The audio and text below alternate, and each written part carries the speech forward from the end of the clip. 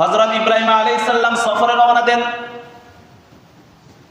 পথিমধ্যে খবর পাইল একজন বাদশার কন্যা মানে রাজকন্যাকে বিয়ে দিবে। তৎকালীন সময় বাদশার কন্যা রাজকন্যা নিজেই বর পছন্দ করত, নিজের জন্য স্বামী পছন্দ করত। আশেপাশে খোঁজ খবর হয়ে গেছে, অমুক তারিখ অমুক দিন অমুক সময় বাদশার বাড়িতে বাদশার সন্তান বাদশার মেয়ে রাজকন্যা নিজের স্বামী পছন্দ করবে। দূর দূরান্ত থেকে স্মার্ট ছেলেরা সকলেই সারিবদ্ধ হয়ে বাদশার বাড়িতে দাঁড়িয়ে গেছে। কিন্তু এর আগে মা সায়রা প্রতিদিন ঘুমের মধ্যে হযরত ইব্রাহিম আলাইহিস সালামকে স্বপ্নে দেখতেন। সুবহানাল্লাহ, স্বপ্নে দেখতেন। আল্লাহ তাআলা স্বপ্নে দেখাই ওই মা সায়রাকে বলে দিয়েছেন এই হবে তোমার স্বামী। ইব্রাহিম আলাইহিস সালাম যখন সফরে রওনা দিলেন, সফরে রওনা দেওয়ার পরে যখন খোঁজ খবর পাইল যে এই অবস্থায় আজকে বাদশার কন্যা রাজকন্যা স্বামী পছন্দ করবে, ইব্রাহিম আলাইহিস সালাম বলল আমিও একটু সারিতে কাতারে দাঁড়াই। ইব্রাহিম আলাইহিস সালাম সারিতে দাঁড়িয়ে গেল। দাঁড়িয়ে যাওয়ার পরেই রাজকন্যা একজন একজন করে প্রত্যেককেই দেখতে লাগলো।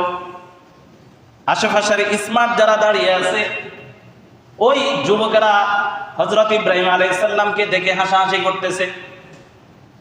প্রত্যেকে স্মার্ট, জামা কাপড় ইত্যাদি সবকিছু মিলি।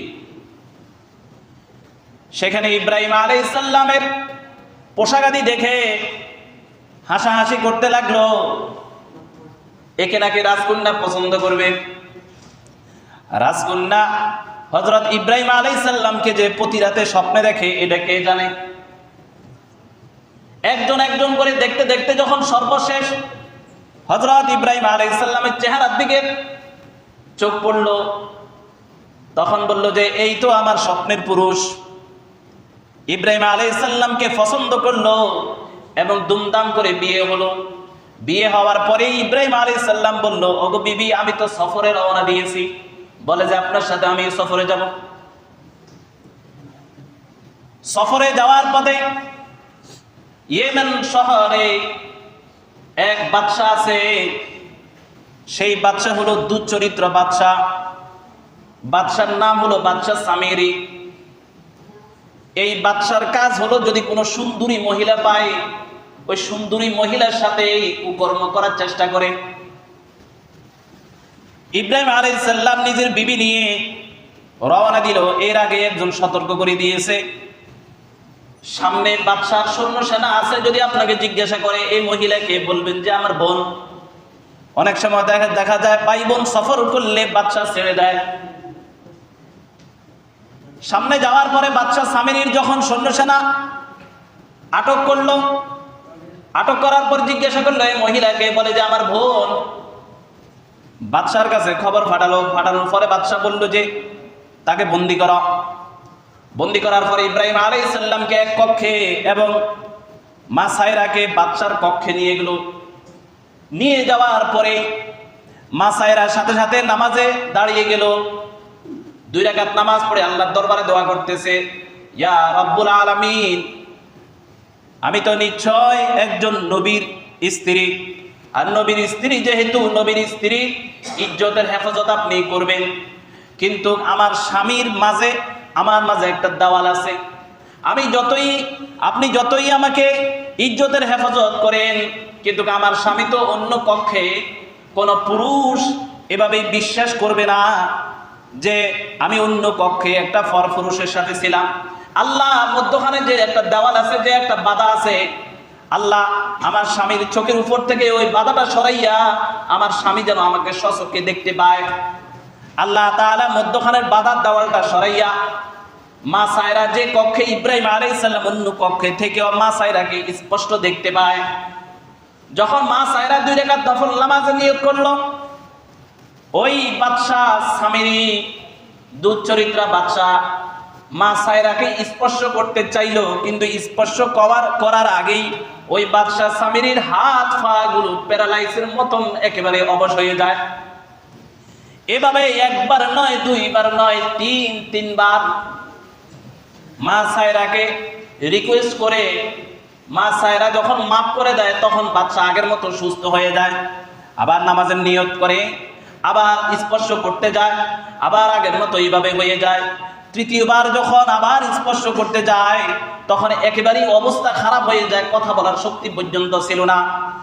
এই অবস্থায় যখন নামাজ শেষ হলো, মা সায়রাকে বলল, আপনি আমাকে মাফ করে দেন, তৃতীয়বারের মতো আপনি যদি আমাকে মাফ করে দেন, আমি আপনার খাদেমা হিসেবে বিবি হাজরাকে আপনাকে দান করব, আপনি আমাকে মাফ করে দেন। কোন কোন রিওয়ায়েতে আছে বিবি হাজরা ওই বাদশাহ সামিরির মেয়ে, কোন কোন রিওয়ায়েতে আছে বিবি হাজরা ছিল বাদশাহ সামিরির গোলাম।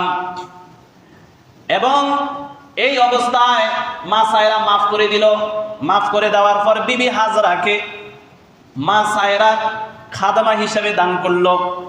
একসাথে সফর কাজ শেষ করলো। সফর কাজ শেষ করে বাড়িতে আসলো।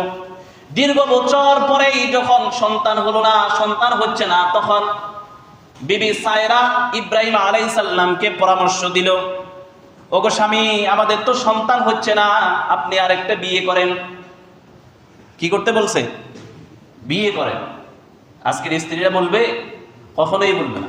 যদি স্বামী বলে যে আরেকটা বিয়ে করবে, প্রয়োজনে স্বামীর মাথার উপরে লাঠি দিয়ে বাড়ি দিয়ে মাথা ফাটাই মেরে ফেলবে, কিন্তু আরেকজন স্ত্রীকে ঘরে আনতে দিবে না। কি বলেন, ঠিক না? বিবি সায়রা বলল, ওগো আমার প্রাণের স্বামী, আপনি আরেকটি বিয়ে করেন।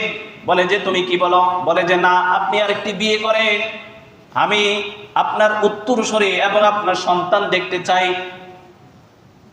বলে যে আমি বিয়ে করব, স্ত্রী পাবো কোথায়? বলে যে আমাদের ঘরেই আছে বিবি হাজরা। বিবি হাজরা হলো বিবি সায়রার খাদেমা, এবং বিবি সায়রা হলো হযরত ইব্রাহিম আলাইহিস সালামের বড় স্ত্রী, আর বিবি হাজরা হলো ইব্রাহিম আলাইহিস সালামের ছোট স্ত্রী। বিয়ে করার কিছুদিন পরে হযরত ইসমাইল আলাইহিস সালাম দুনিয়াতে আসে। দুনিয়াতে ইসমাইল আলাইহিস সালাম আসার পরে বিবি সায়রার ঘরে হযরত ইসহাক আলাইহিস সালাম জন্ম নেয়। বলেন সুবহানাল্লাহ।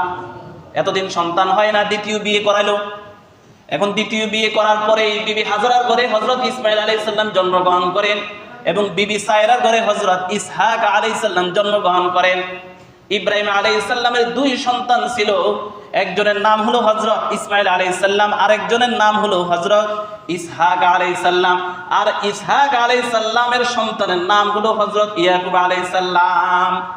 তাহলে হযরত ইয়াকুব আলাইহিস সালাম ছিল হযরত ইব্রাহিম আলাইহিস সালামের নাতি, আর ইব্রাহিম আলাইহিস সালাম ছিল ইয়াকুব আলাইহিস সালামের দাদা। বলেন সুবহানাল্লাহ।